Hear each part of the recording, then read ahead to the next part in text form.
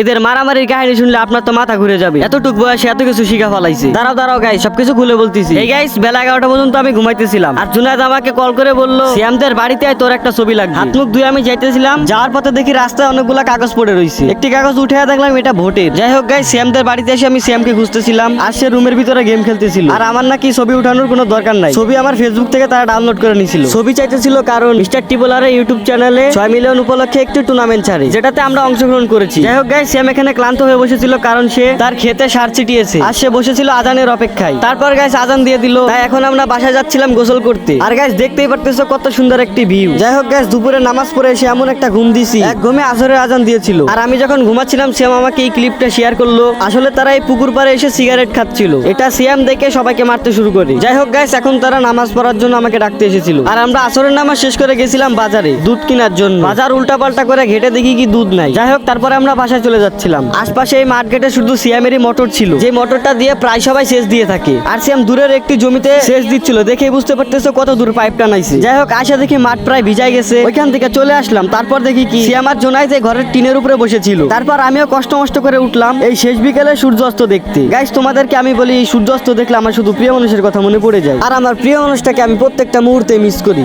যাই হোক, এখন আমাদের নামার পালা এসেছে। জোনায়েদ তো কোনো মতে নেমে চলে গেল, তারপর আসে আমার পালা। আমিও কষ্ট মষ্ট করে নেমে গেলাম, আর ভিডিওটাও শেষ হয়ে গেল।